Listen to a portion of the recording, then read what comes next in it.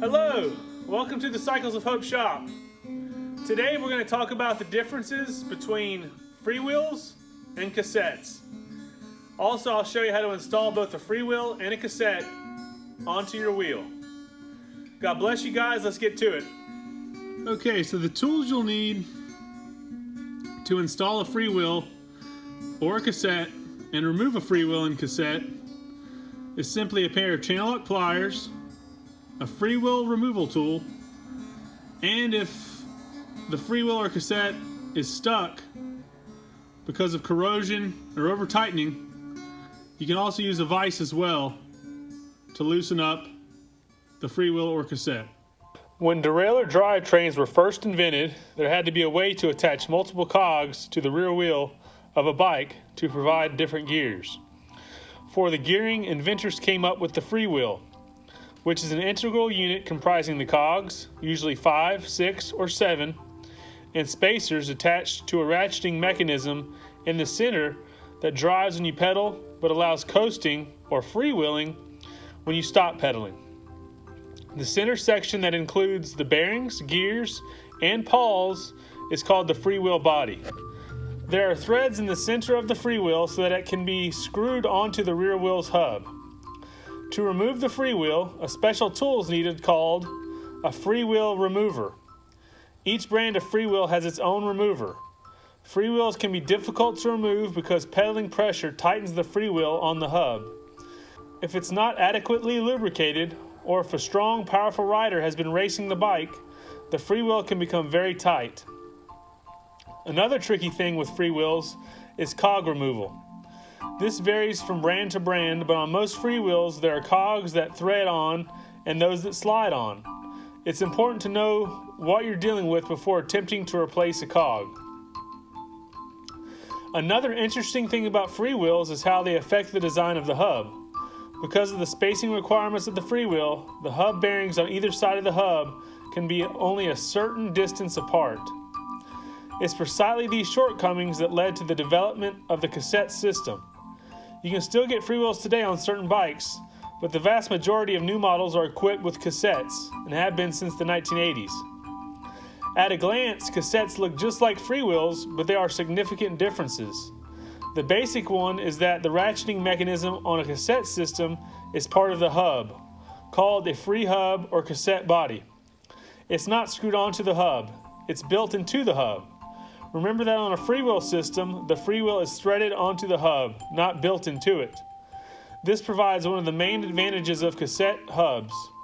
It allows the bearings on either side of the hub to be placed further apart, which increases support for the axle, strengthening it and preventing it from breaking in most cases.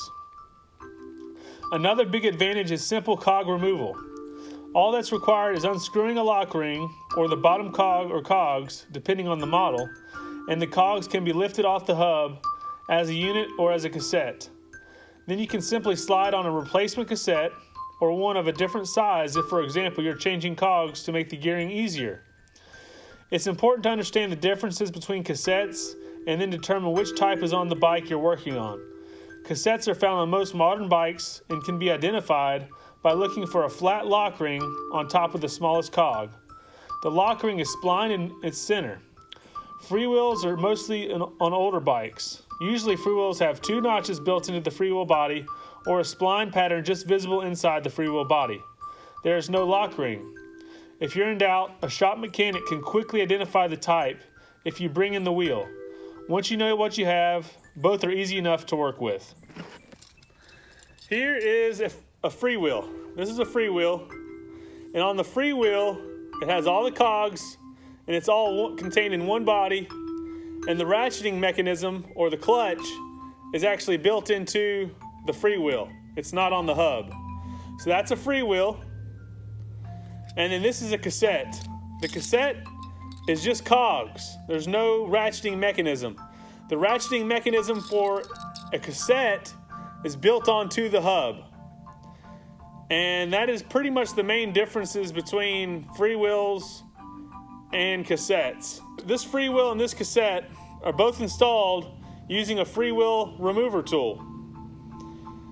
As you can see, the Freewheel remover tool goes inside of the splined center of the Freewheel, and it also goes into the spline center of the lock nut on the cassette. So let's go ahead and install these guys, and I'll show you how they work. Okay, so this is a Freewheel on this wheel, and the spokes are completely rusted, so I'm just gonna get rid of this wheel, but I wanna save the Freewheel for another bike. So I wanna take this Freewheel off of this wheel. So to do that, first you gotta remove the lock nut, the axle nut. Remove it out of the way. And then insert the Freewheel remover tool into the spline center of the Freewheel. All right, then you can use a pair of channel locks to loosen up the Freewheel from the hub of the bike. So just go turn it left and it'll loosen up.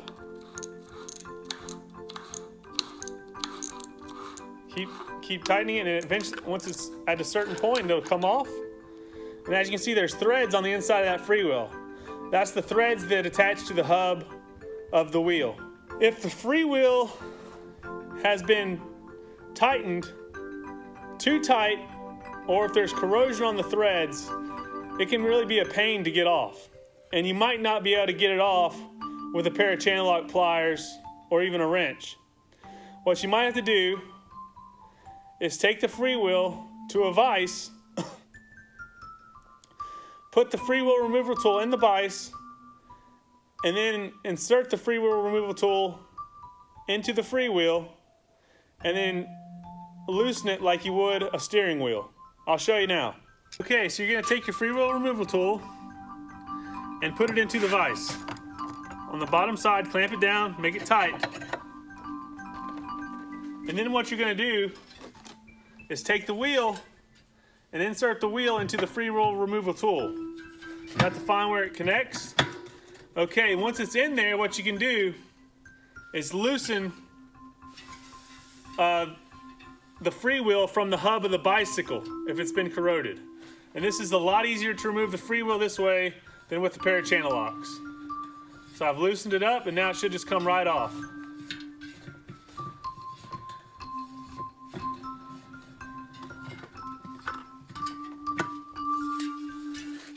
And now the Freewheel has been removed from the hub of the bicycle. Okay, to install this Freewheel, first we install this plastic plate, which goes concave side down onto the hub. And that plastic plate will help the Freewheel when it comes to corrosion and rust, and keeping debris out of the Freewheel when riding. Then we'll put the threaded side of the Freewheel back onto the hub. And make sure you don't cross thread it. Make sure it goes on nice and easy. You should be able to go on with your hand. And then just like we took the other one off with a vise, what we can do is tighten it the same way. We can put this Freewheel on the same way and tighten it up using a Freewheel remover tool. So we'll put the Freewheel remover tool in the vise, tighten it down, and then insert the center spline piece into the Freewheel remover tool. Once it's on, you can tighten it up.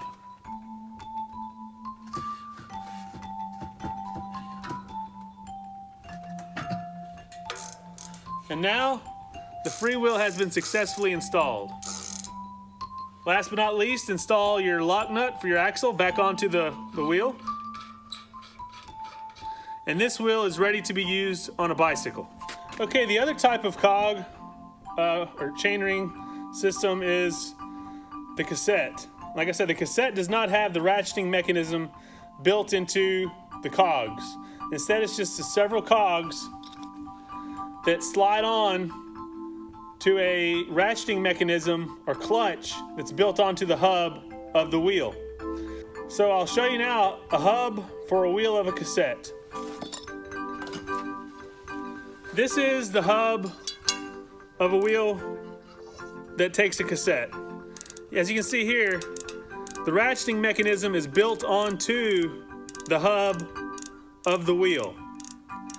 And how we put it's very easy to install. You just slide the cassette over the ratcheting mechanism or the cassette body of the wheel, and then tighten it up with a lock ring. Here, I'll show you how it's done. You have to line up the pattern of the splines in the center with the pattern of the splines on the hub. So just put it up there, and what you can do is, you don't have to do it by sight, just do it by feeling. Keep turning it around, and eventually it'll go into place. You have two other cogs that need to go on. These are smaller cogs, but they go on the same way. Just find where it fits in, and then slide it in place, and then do the same with the last one. And okay, those all fit in place. And now we install a lock ring to tighten the cassette to the wheel and the hub. And the same way we did last time, this has the same spline center as the Freewheel. So we can use the Freewheel remover tool to tighten up the lock ring on this cassette. Here, I'll show you how it's done. You just do the same ways we did before. With the Freewheel, you find it. Okay, once it gets tight in there, tighten it up. You don't have to get it too tight, but just tight enough. And there you have it, guys. This cassette has been successfully installed onto the ratcheting cassette body of this hub. And this wheel is ready to ride. All right, you guys, thanks for joining me today on this episode of COH How To. And we just talked about a few of the small differences between cassettes and Freewheels. I hope the information was helpful to you guys. Wanted to say thanks to all my family, affiliates, and friends. And just God bless you guys. Hope you have a wonderful weekend. And see you on the next one.